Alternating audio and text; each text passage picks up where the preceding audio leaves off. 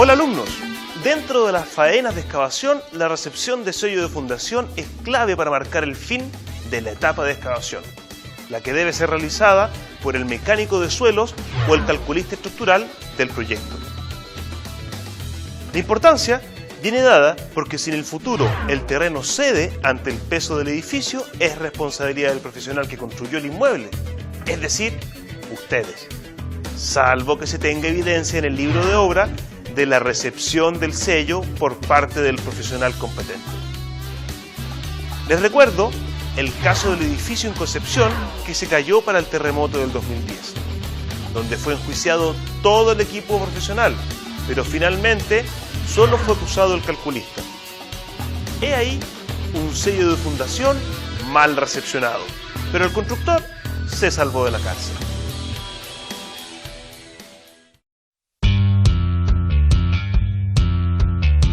Hola alumnos, dentro de las faenas de excavación existen graves consecuencias para el desarrollo de una obra debido a pequeños errores en el replanteo de una excavación.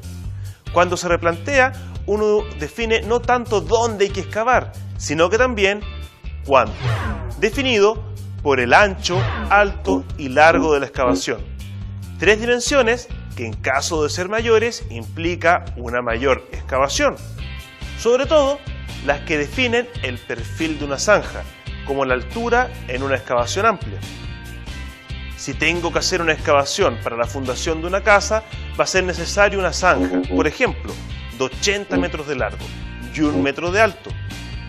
Si excavo 1 centímetro más para cada lado, va a ser 0,8 metros cúbicos más de tierra excavada y que al ser transportada crece en un 30% su volumen, teniendo que transportar más de 1 metro cúbico más en las carretillas y después en los camiones.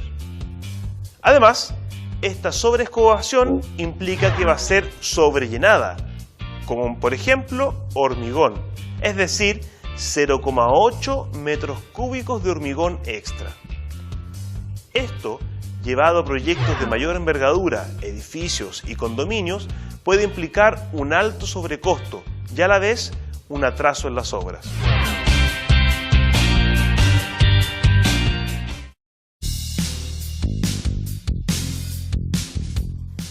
Hola alumnos, dentro de las faenas de excavación existen típicos adicionales que se deben principalmente a la enorme cantidad de sorpresas que nos podemos encontrar.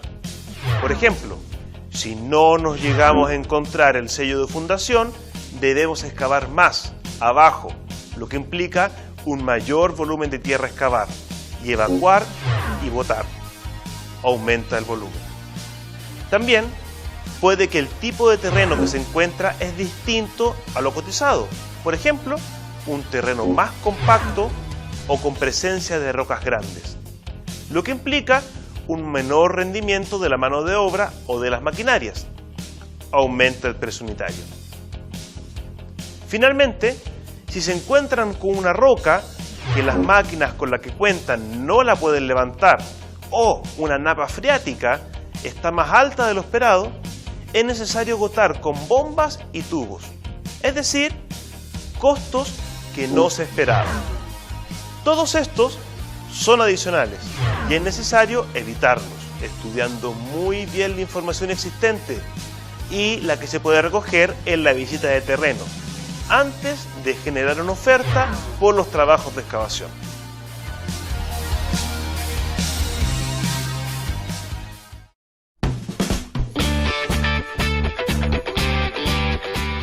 Hola alumnos, en la construcción de las fundaciones no todo es la disposición de los elementos que hacen la resistencia estructural de la fundación, como el hormigón, las piedras y el fierro, sino que también es vital el emplantillado, una pequeña capa de hormigón no estructural u hormigón pobre en la parte inferior de la fundación, cuya función es proteger los elementos estructurales de la fundación de la corrosión producto del agua y la materia orgánica que se presenta naturalmente en el terreno.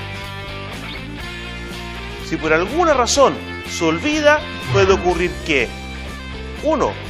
Se escurre agua por los cimientos y esta va a arrastrar el terreno debajo de la fundación, dejándola en el aire. 2. Si los fierros enterrados en las fundaciones quedan en contacto con el agua, se pueden oxidar, perdiendo toda la resistencia a la tracción. 3. Si el emplantillado, al momento de armar la fundación, los áridos y hormigón de esta se contaminan con el suelo, y este es salino, básico o ácido, por ejemplo, afecta las propiedades del hormigón en su proceso de secado, quedando una fundación débil. Acuérdese del emplantillado bien distribuido en el fondo de la fundación. Les evitará problemas.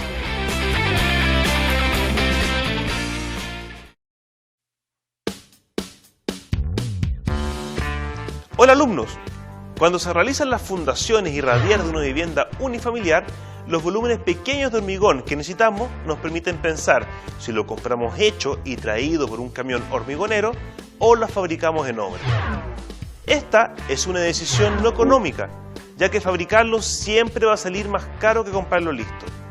La decisión pasa por la capacidad de poder colocarlo en forma rápida, ya que el hormigón que sale del camión trae por lo menos media hora de viaje y no nos podemos demorar más de una hora en tener despachado el camión, tanto porque es el tiempo que te da el proveedor para desocupar el camión, como por el endulzamiento y pérdida de docilidad del hormigón, quedando un llenado defectuoso.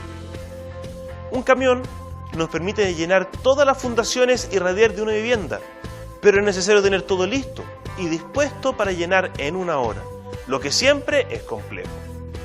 Si no tienen la capacidad de trabajar con esa intensidad, siempre es recomendable hacer el hormigón con un trompo en obra e ir a un ritmo adecuado.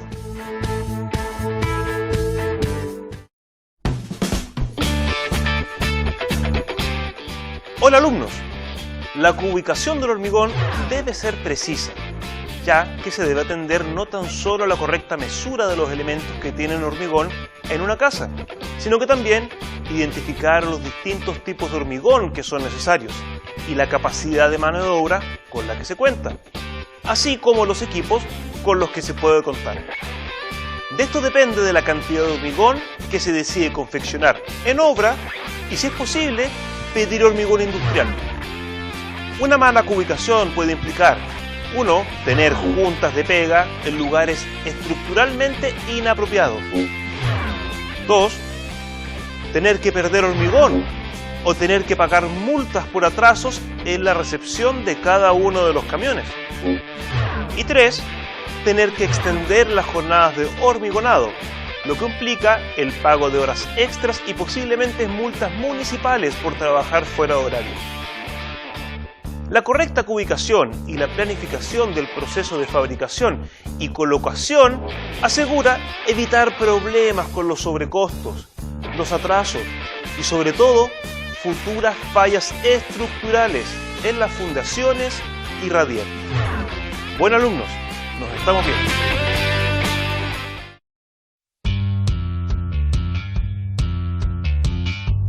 Hola alumnos, las fundaciones de los edificios, a diferencia de las casas, son de un gran tamaño, pero a la vez de una gran profundidad, ya que están debajo de todos los pisos subterráneos.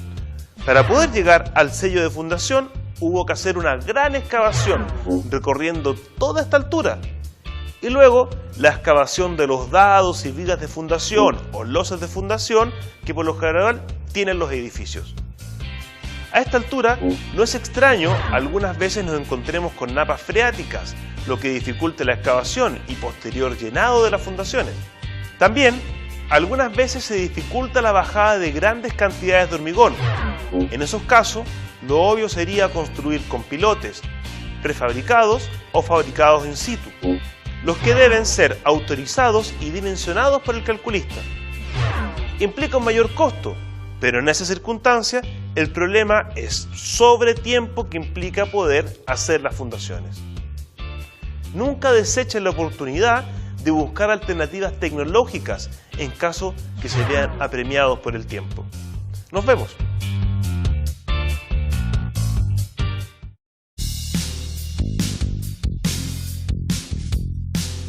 Hola alumnos, Uno quisiera siempre apurar lo que más se puede la tarea de hormigonado de una fundación, de un edificio, ya que el término de esta etapa da pie para el inicio del resto de la obra gruesa, que sin duda es la ruta crítica de cualquier obra.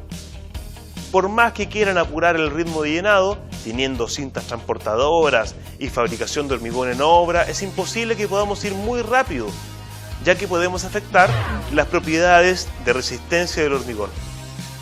Esto sucede en una fundación que principalmente por tres razones. 1. Caída del hormigón a una altura superior a 1,5 metros, lo que segrega el material, dejando nidos de piedra en la fundación. 2. El hormigón llega a una temperatura mayor a 70 grados, lo que sucede en procesos de hormigonado masivo, debido al mayor calor de hidratación del cemento, lo que hace que se generen fisuras y grietas. 3. Es necesario dejar los tiempos de curado necesarios antes de continuar, ya que el curado debe ser continuo durante un mínimo de 7 días o hasta haber obtenido el 70% de la resistencia a compresión especificada. Entonces, antes de querer ir lo más rápido posible, lo importante es saber qué tan rápido pueden ir. Nos vemos.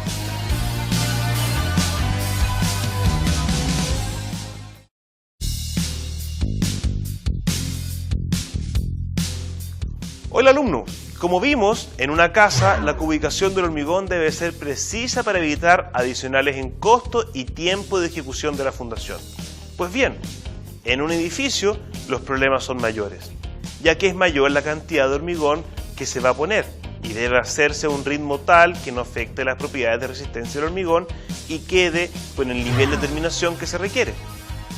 Por eso es fundamental elegir la forma apropiada para llenar la fundación, lo que permite llenar de buena forma lo más rápido posible. Máquinas para fabricar, transportar o colocar hormigón dentro de la obra existen muchas, pero entre más complejo el sistema, más caro se pone el precio unitario del hormigón. La clave está en tener bien definido cuál va a ser la planificación de avance de obra, ya que es imposible que estén todas las fundaciones listas para ser llenadas en simultáneo.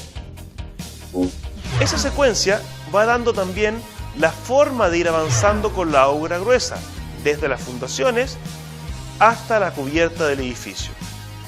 Entonces, antes de querer ir lo más rápido posible, lo importante es saber qué tan rápido pueden ir y cuánto sale a hacer esto. Nos vemos.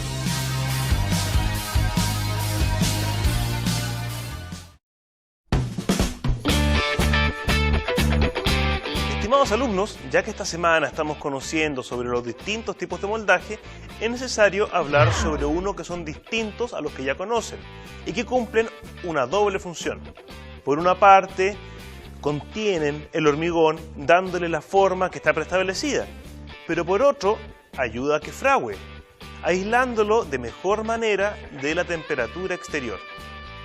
Esto se utiliza en aquellas zonas donde la temperatura es menor que 5 grados Celsius en el ambiente durante el proceso de hormigonado, es decir, una situación común en las zonas australes y andinas del país en gran parte del año. El riesgo es que cuando comienza a congelarse, el hormigón no fragua, perdiendo resistencia y generando grietas. Estos moldajes aíslan el hormigón de las bajas temperaturas del exterior, al tener incorporado en sus caras capas de poliestireno expandido que evita que salga el calor que genera en forma espontánea al hidratarse la cal que compone el cemento del hormigón, logrando que el fraguado se realice en forma correcta, el que de todas maneras va a ocurrir en una forma más lenta que la convencional. Evidentemente, siempre hay que considerar en estas zonas realizar las tareas de hormigonado en aquellos meses que son más calurosos. Bueno alumnos, hasta una próxima oportunidad.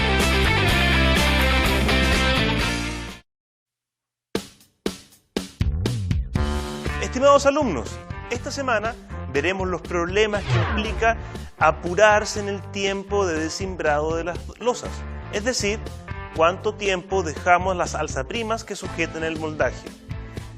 Es vital en el proceso de moldaje no tan solo ponerlo bien, lo que implica con que contenga todo el hormigón y el peso de la carga del cemento y del vibrado, sino que saber cuándo y cómo retirarlo. Hay un caso emblemático ocurrido en noviembre del 2013 en un edificio en Vitacura que sufrió la caída de sus balcones debido que al retirar apresuradamente alguna de sus alzaprimas en los pisos inferiores y como el hormigón de las losas que estaban arriba embolado no había logrado la resistencia adecuada para autosostenerse, se vino todo abajo, arrastrando los balcones superiores. Para saber cuándo y cómo retirar las alzaprimas, la NSH 170 de hormigón en el punto 13.2 define los plazos de desimbrado, que en el caso de las losas es de 16 días. El retiro de los soportes o alzaprimas debe realizarse en forma gradual, de modo que el hormigón vaya tomando las cargas paulatinamente y no existen áreas críticas sin un soporte adecuado. Imagínese que por no respetar estos tiempos, esta constructora se ganó mala fama, aparte de perder mucho dinero al tener que hacer todo el trabajo nuevamente. Bueno, nos vemos. Estimados alumnos, hoy vamos a analizar la decisión sobre qué tipo de moldaje es el que nos conviene económicamente tener en la obra. ¿Moldaje de madera o moldaje metálico? El costo es la clave de la decisión que hace una empresa constructora. Si analizamos las partidas de ambos tipos de moldaje para un muro, vemos que las tres principales costos de un moldaje de madera son el pino, el carpintero y el alambre, sumando 0,5 UF por metro cuadrado, costo ya mayor que el total del valor por metro cuadrado que tiene el metálico. ¿Y por qué? Pues porque como se arrienda por metro cuadrado y su uso es infinito, el valor de los materiales de los moldajes metálicos es la mitad de los de madera. Claro, el valor de metro cuadrado de pino es menor que el metálico, pero necesita un montón de otros materiales, ninguno de ellos reutilizables. Además, la mano de obra es 4 veces más eficiente considerando en el armado y desimbrado del montaje. Entonces, ¿por qué no se hace todo metálico? Bueno, principalmente por gestión. Es más fácil comprar madera y hacer un tablero que cotizar uno metálico. Además, es más barato. O eso es lo que se cree. Lo importante es no perder la perspectiva cuando se toman este tipo de decisiones. Y los precios unitarios es una gran ayuda en ese sentido.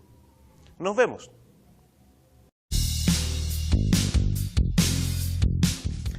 Estimados alumnos, en el día de hoy ahondaremos en los elementos de seguridad necesarios para poder hormigonar una obra.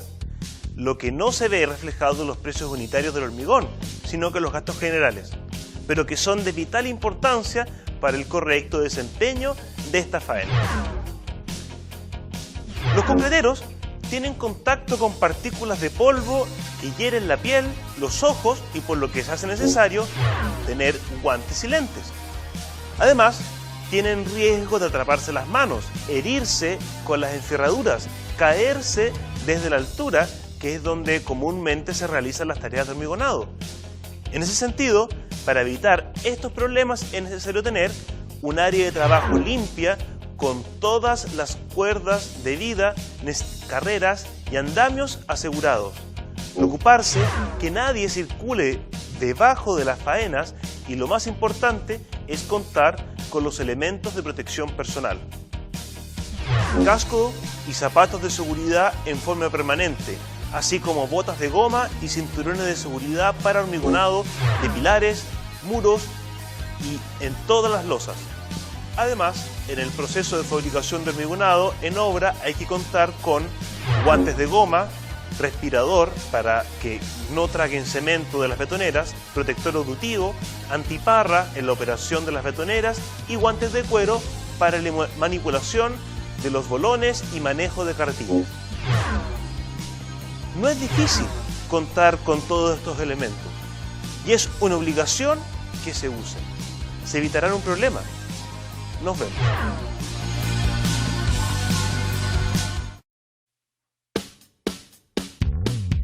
Estimados alumnos, en el proceso de hormigonado pueden existir fallas, las que se tienen que llevar a cero, si es que se definen bien las estrategias respecto al abastecimiento y colocación del hormigón. Pero, a pesar de eso, uno no está preparado, como por ejemplo, una lluvia que se extienda por más de 2 días. En Santiago, si pasa, simplemente se suspende una faena de hormigonado. Pero existen lugares que esta situación es común en gran parte del año, y no por eso hay que dejar de hormigonar. De partida, la NCH 170 de hormigón dice que se debe hormigonar entre 35 y 5 grados, y nada respecto a la lluvia. Solo que en el caso de hormigones realizados bajo el agua, deben ser colocados en forma tal que no altere su homogeneidad. Entonces, existe la posibilidad de trabajar bajo lluvia. El límite es hasta dónde se puede evitar que el hormigón se moje con la lluvia, lo que se hace con mangas plásticas sobre la faena. Si la lluvia es muy fuerte, va a ser necesario detener la faena.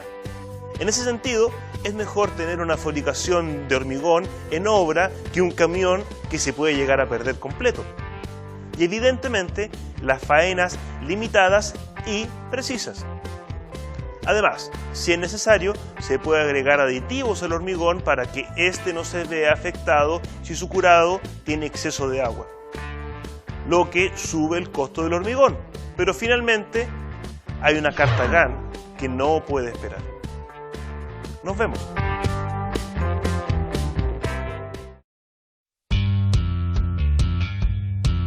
Estimados alumnos, hoy vamos a analizar la decisión sobre qué tipo de abastecimiento de hormigón nos conviene económicamente considerar en la obra. ¿Hecho en obra o camión de hormigón prefabricado? El costo es la clave de la decisión que tiene una empresa constructora. Si analizamos las partidas de ambas formas de tener hormigón, vemos que el principal costo para hacer hormigón es obviamente el cemento, seguido por los áridos, que ya cuestan la mitad del cemento. La mano de obra necesaria para fabricar el hormigón y el trompo para hacerlo no representa más del 10% del costo. El hormigón industrial, puesto en obra, que es la tarea equivalente a un costo 10% mayor que el que no hecho en obra. ¿Y por qué no se hace todo el hormigón en obra? Bueno, principalmente porque el volumen que se necesita llenar en un día, que puede tener muchas máquinas y personas haciendo hormigón en la faena, y por ende el espacio para poder realizar toda esa tarea. Imagínase la cantidad de trompos que es necesario tener para un edificio que estoy hormigonando. Una alternativa a eso son las plantas de hormigón, pero que el precio es un poco más elevado que el industrial que viene en camión, por lo que se aplica a lugares lejanos donde el costo del camión aumenta mucho. Lo importante es no perder la perspectiva cuando se toman este tipo de decisiones, y los precios unitarios son una gran ayuda en ese sentido. Nos vemos.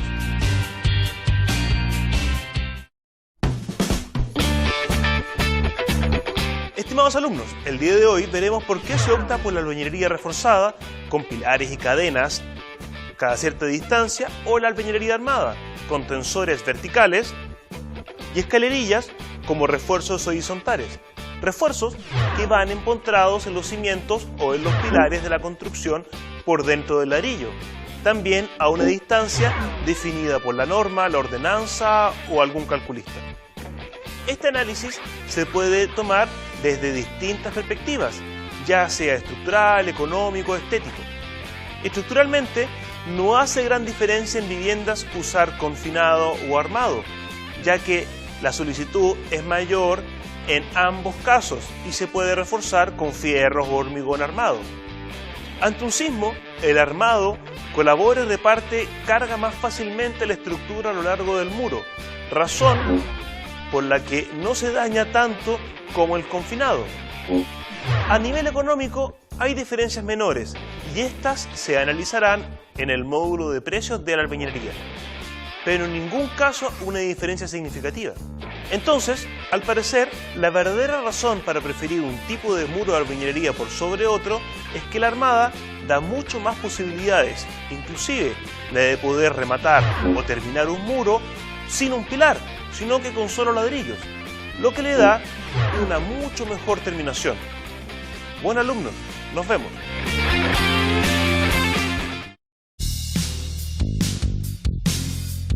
Estimados alumnos, para producir la adherencia del mortero en la cara del ladrillo se necesita que éste absorba la lechada presente en el mortero y que el mortero fragüe y endurezca. El ladrillo, por su proceso de fabricación, tiene poros cilíndricos y de superficie suave, formada en el tratamiento térmico de la arcilla. Al estar saturado, no absorbe agua y si está seco, succiona el agua del mortero, secándolo.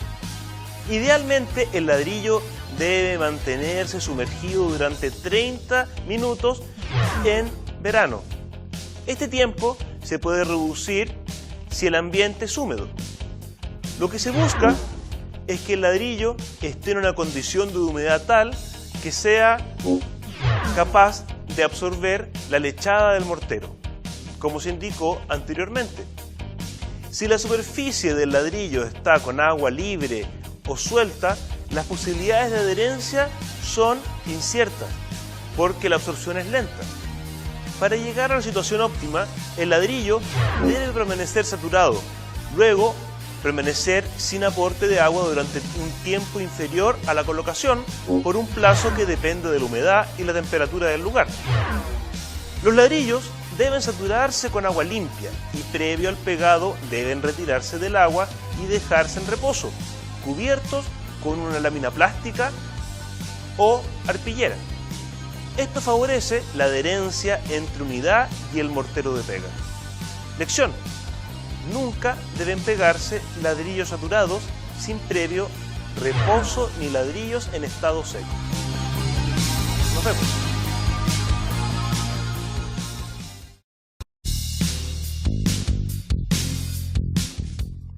Estimados alumnos, hoy vamos a analizar la decisión sobre qué tipo de albañilería nos conviene económicamente considerar en la obra, confinada o armada. La confinada está reforzada con pilares y cadenas de hormigón, elementos que enmarcan y se hormigonan contra el paño de albañilería. Y la albañilería armada es la que lleva refuerzos de barras de acero en las perforaciones verticales y en las juntas o tendel de las unidades.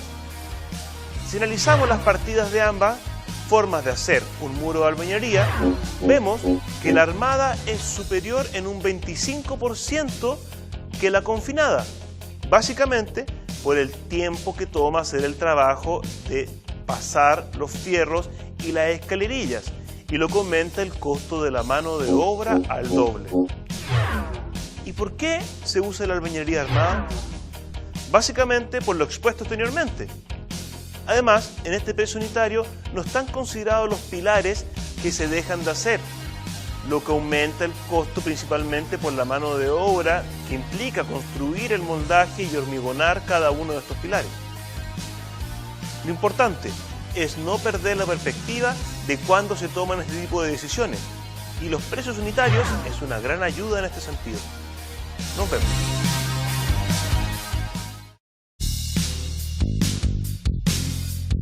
Estimados alumnos, esta semana vamos a conversar sobre un pequeño gran detalle dentro de los elementos que constituyen una techumbre: la ventilación, es decir, la renovación de aire que está dentro del altillo, en el espacio que deja una cercha o el espacio que hay en un techo envigado. La ventilación y el elemento térmico se consideran de suma importancia, ya que este garantiza la durabilidad de la vivienda y al mismo tiempo el confort higrotérmico y la calidad del aire que los usuarios de las viviendas se merecen. Entre los detalles importantes que se pueden lograr al ventilar y aislar estas estructuras se encuentran prevención y acumulación crónica de hielo al sacar la humedad, control de condensación al sacar la humedad de los espacios vacíos, eficiencia energética al aumentar la capacidad de aislación térmica de la vivienda y confort de la temperatura de verano e invierno. Para hacerlo, debe haber un flujo permanente de aire desde afuera hacia adentro, pero evitando que entren animales como murciélagos o ratones por estos pequeños espacios, así como agua. Algunos ventilan por la cumbrera, otros se ponen directamente sobre la cubierta, así como hay otros que se ponen en el tímpano de la cubierta para ventilar las cerchas. Bueno, alumnos, nos vemos.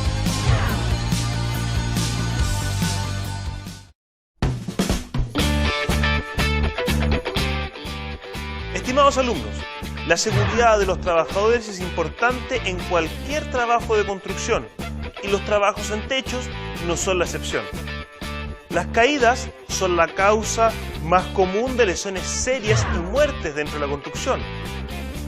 Cualquier trabajo sobre un techo conlleva riesgo y existen varios factores que constituyen accidentes evitables mientras se trabaja en los techos. La inclinación del techo.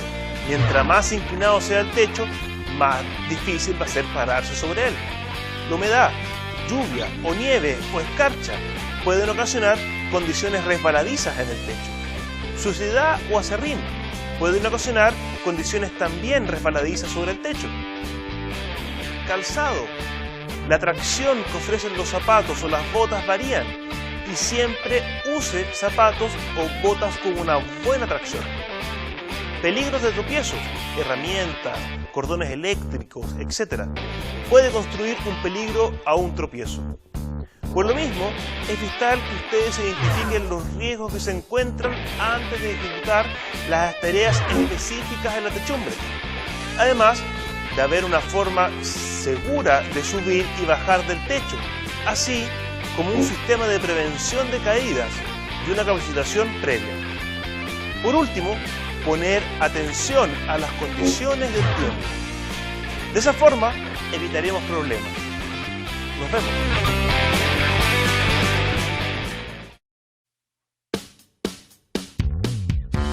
Estimados alumnos, hoy vamos a analizar la decisión sobre qué tipo de estructura de techumbre nos conviene económicamente considerar, la cercha de madera o la de volcometal o cercha metálica.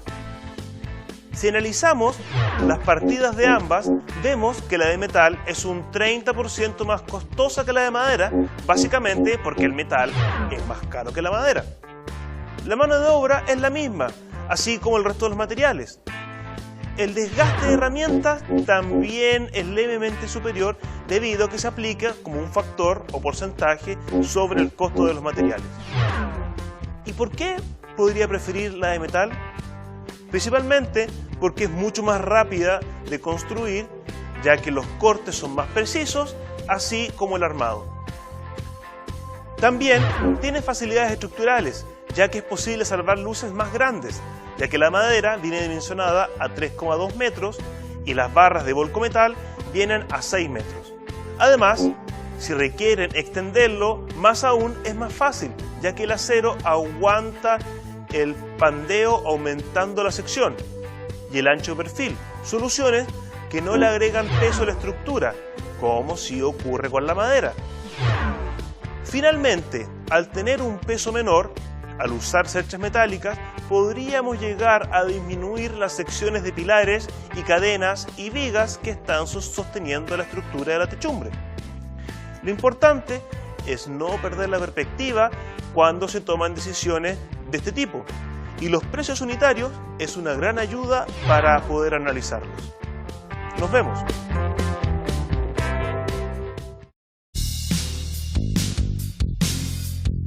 Estimados alumnos, el día de hoy veremos que no todas las pinturas son iguales, no tan solo por la base en la que están hechas, agua o aceite, sino que también por las emisiones que la pintura produce. Al secarse la pintura, independiente de su base, va evaporando algunos de sus elementos químicos al contacto con la temperatura ambiente, lo que hace que pase de su estado líquido, que es como se aplica, a un estado sólido, que es como termina adherida en el muro. Algunas de estas pinturas se hacen con VOX o COV, según si está en inglés o en español, que son vapores tóxicos de un olor fuerte, parecido al del huyente, que hace que tengamos que evacuar la sala mientras se pinta, incluso 3 días después. Pues bien, hay pinturas que no tienen VOX y su secado es rápido y agradable para las personas que usan o circulan por el espacio recién pintado. Además, entregan puntos si se especifica en un edificio que quiere lograr algún tipo de certificación de sustentabilidad. Como ven, no es cosa tan solo de seguir al pie de la letra las especificaciones técnicas, ya que siempre existe la posibilidad de mejorar lo que se está haciendo. Buen alumno, nos vemos.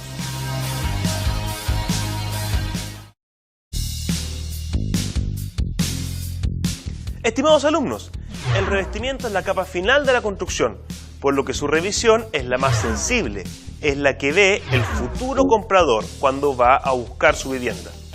Si encuentra fallas, seguramente va a desvalorizar el producto, ya que con justa razón piensa que la propiedad entera está mal hecha. Esta persona dice que si la constructora no se preocupa de algo tan evidente, de seguro la parte que no se ve tampoco está bien. ¿Acaso ustedes no pensarían lo mismo? Además, si la vivienda por la que pagó, de seguro usted exigiría que quedara perfecta. Es decir, que la constructora debe corregir cada error para cobrar sus retenciones y posteriormente la boleta de garantía. Es decir, un montón de detalles que hace interminable el trabajo de acabarlas exitosamente. La solución: controlar la calidad de estos elementos en forma minuciosa, teniendo como base los procedimientos expuestos en esta clase. Nos vemos.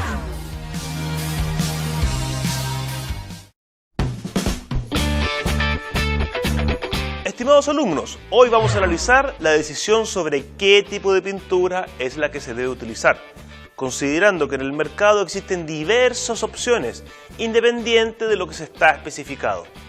Es más, es muy común que en esta parte de la obra el arquitecto decida cambiar la pintura para poder dar con el color que él necesita, lo que muchas veces termina de zanjar ya con la obra terminada. Pero supongamos que pasa de esmalte al agua a un esmalte sintético, pasando de 0,026 UF por metro cuadrado a 0,042 UF por metro cuadrado. Es decir, menos de 500 pesos por metro cuadrado. O sea, para una casa hay que pintar unos 200 metros cuadrados, son unos 100.000 pesos extra por casa.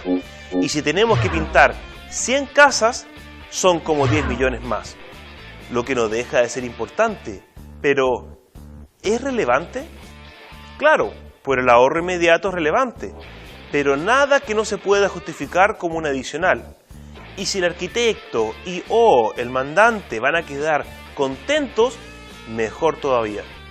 Acordarse que las terminaciones y por ende la pintura es lo que finalmente se ve, así que es un tema sensible. Pues bien, si bien es un aumento de un 20% del presupuesto de pintura, esto puede ser vital para terminar la obra. Lo importante es no perder la perspectiva cuando se toman este tipo de decisiones, y los precios unitarios es una gran ayuda en ese sentido. Nos vemos.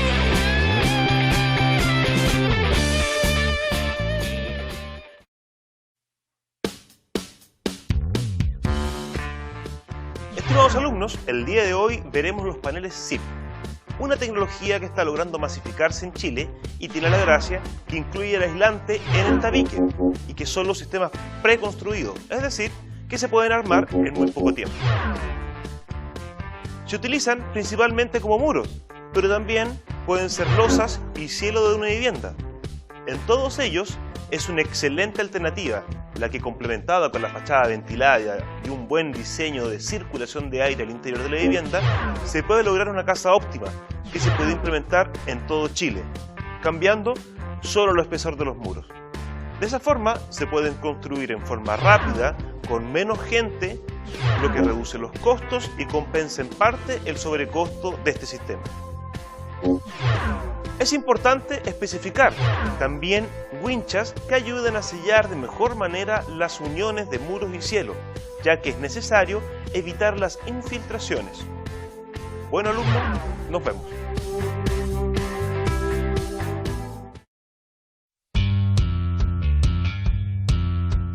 Estimados alumnos, el día de hoy veremos que no basta con elegir un buen aislante, ya que por más que tengamos una buena capa de lana mineral o poliestireno expandido, este es inútil si es que deja pasar aire entre las uniones de planchas de aislante y la de las planchas con la estructura de las casas.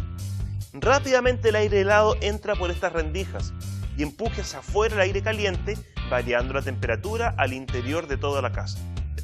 Es similar ponerse una chaqueta para salir de la casa en una noche helada y no cerrarla.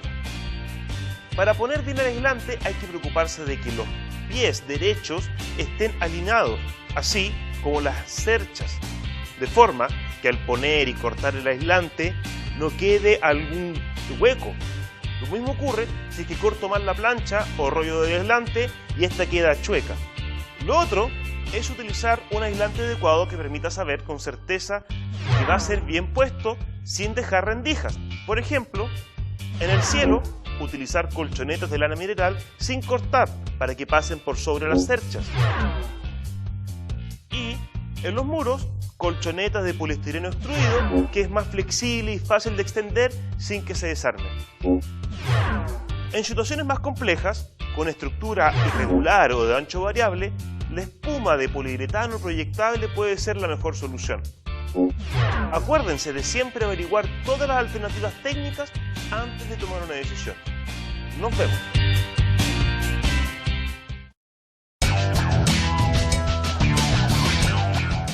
Estimados alumnos, considerando que se va a poner un aislante por dentro del muro y no importa qué es lo que pongamos de aislante, ya que no va a quedar a la vista, hay dos elementos muy importantes a la hora de tomar la mejor decisión respecto al aislante. Uno, ¿cuál es la diferencia de valor de optar por el producto de un nivel superior de un aislante? ¿Y qué tipo de aislante es el que mejor se adecua al tipo de estructura interior de los muros que se están aislando? Por una parte, contar con un aislante más grueso de 50 milímetros o de 100 milímetros de poliuretano expandido afecta en un 32,8% el valor final. Por otra parte, optar por una colchoneta de fibra de poliéster que es más barata que la tradicional pancha de poliestireno expandido, yo logro disminuir mi valor unitario en un 15,6%. Como pueden ver, la decisión final pasa por una decisión estratégica de optar por un mejor aislante, ya que implica un mayor ahorro de energía de calefacción en los usuarios de la vivienda, es decir, un producto de mejor calidad, pero tienen un costo diferencial importante. Pero su valor final es insignificante, considerando que el valor del metro cuadrado de tabique es 20 veces mayor que el valor del metro cuadrado de aislante. Bueno, alumnos, nos vemos.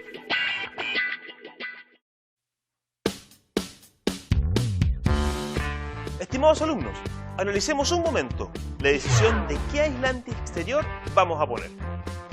Lo que siempre será por fuera del muro, es decir, vamos a intervenir un muro sólido existente, que implica que la solución final va a ser el muro que va a quedar a la vista, ya sea por el interior de la vivienda o en su fachada. Por esa razón, va a ser muy importante cuál es la alternativa a utilizar, considerando el nivel de terminación que se quiere lograr. Para la fachada, lo más común es poner eaves pegado a un muro de hormigón, o como una fachada ventilada, separado por unos montantes.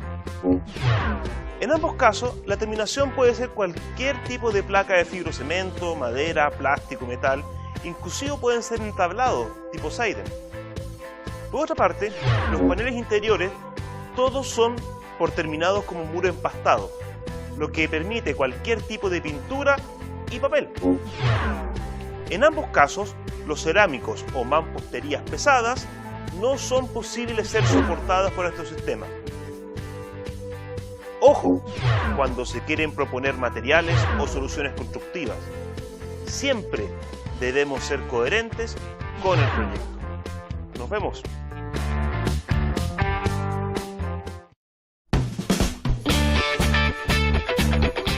Estimados alumnos, cuando instalamos ACE por afuera de una casa o edificio, esta solución puede ser inútil si es que no guarda el debido cuidado que no ingrese agua o humedad entre la capa exterior y el muro existente, ya que esta humedad puede terminar ingresando al muro interior y erosionando la unión de ambos. En el caso de una fachada ventilada, se pone una membrana hidrófuga en el muro que da al exterior, por lo que la humedad no ingresará al muro por ese lado. Pero si por la parte interior y los cimientos del muro, o por el alféizar de una ventana, donde en ambos casos el agua o la humedad se cuela por la unión entre ambos. En ese caso, la solución pasa por hacer rebordes a lo largo para que el agua se escurra y no retorne, así como también poder sellar bien las uniones. Para las fundaciones, lo mejor es que esté aislada e impermeabilizada y que la membrana hidrófuga pase por sobre la unión entre muro y sobre las fundaciones. De esta forma, se puede evitar grandes problemas de postventa cuando los futuros dueños los citen y les muestren los muros mojados. Los pequeños detalles marcan la diferencia y la hacen ahorrar dinero. Nos vemos.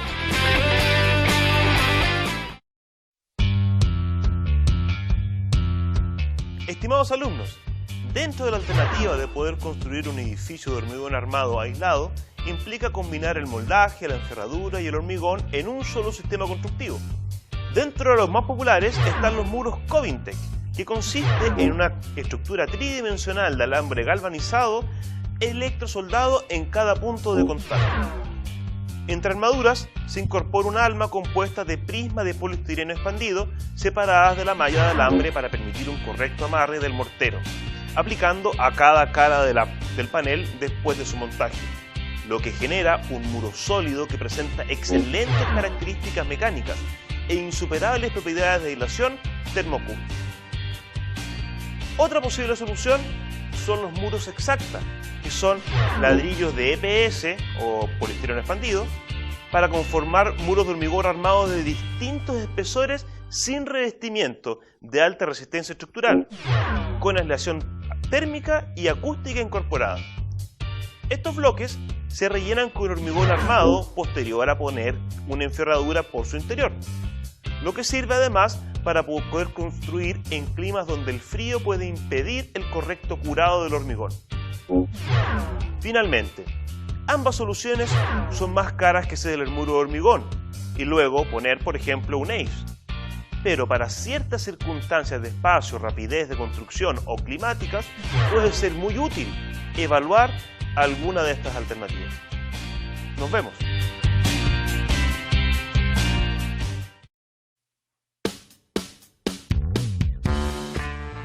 Buenos días, alumnos. Esta semana vamos a hablar de un tema que involucra cualquiera de los distintos tipos de pavimento que estamos comprando. De partida, los cerámicos, alfombras, porcelanatos y pisos laminados se venden por cajas o rollo en una cantidad de metros cuadrados fijo, por lo que siempre sobra.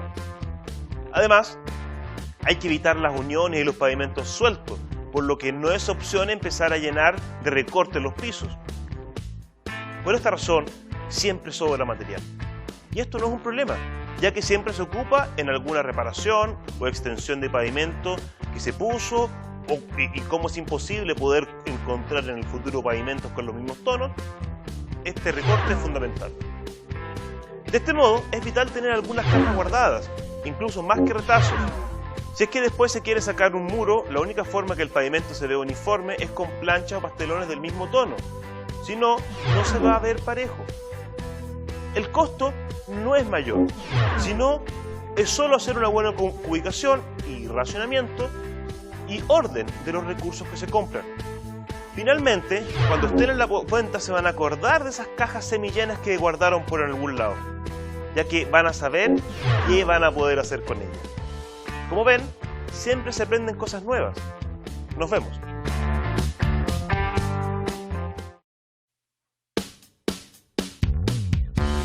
Estimados alumnos, los pavimentos es uno de los elementos que más detalles de postventa pueden tener y por lo mismo son los principales dolores de cabeza para los constructores, ya que las posventas se descuentan por lo general de las retenciones y por ende de las utilidades que la constructora pretenda y espera tener.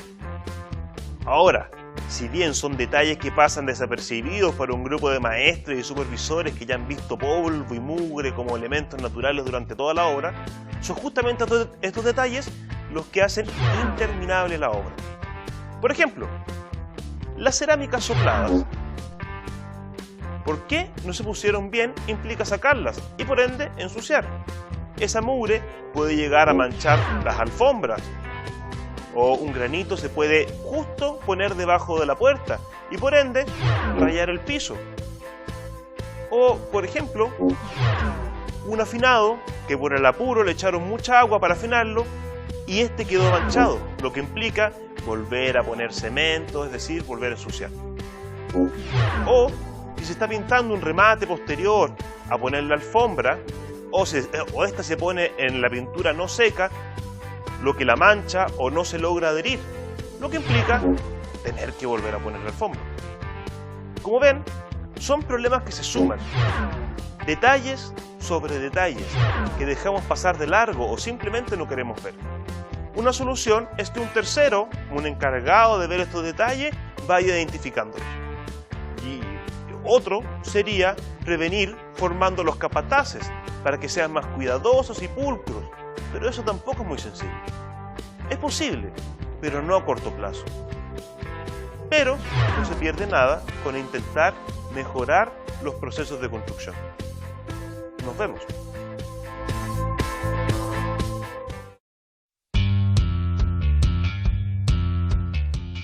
Estimados alumnos, los pavimentos son de las últimas partidas que se ejecutan en una obra, ya que es la superficie final por donde van a transitar los usuarios de la vivienda, oficina, comercio o fábrica que se esté construyendo. Y como no queremos que se dañe o la manden a reparar, esta se pone al final. Por esta razón es una de las últimas partidas que se cobran y por ende una partida que se podría bajar el costo, si es que queremos hacer disminuir un presupuesto para compensar los adicionales que la obra ha tenido hasta ese momento. Bastaría con proponer al arquitecto o al mandante cambiar uno de los tipos de piso por otro de menor calidad o más barato. Por ejemplo, podríamos tener un piso vinílico y este lo queremos cambiar por un piso cerámico, que es más de un 50% más barato que el anterior, pero tan solo un 10% en total, debido a que el costo de la mano de obra es mayor. Si no es mucha la diferencia, se podría pasar a un afinado, que es de un 35% más barato. Tal vez sea una buena opción, y tal vez sea la última opción que tengo para poder ajustar el costo de la obra. Hacer el análisis no tiene costo, así que depende solo de la astucia que ustedes tienen. Nos vemos.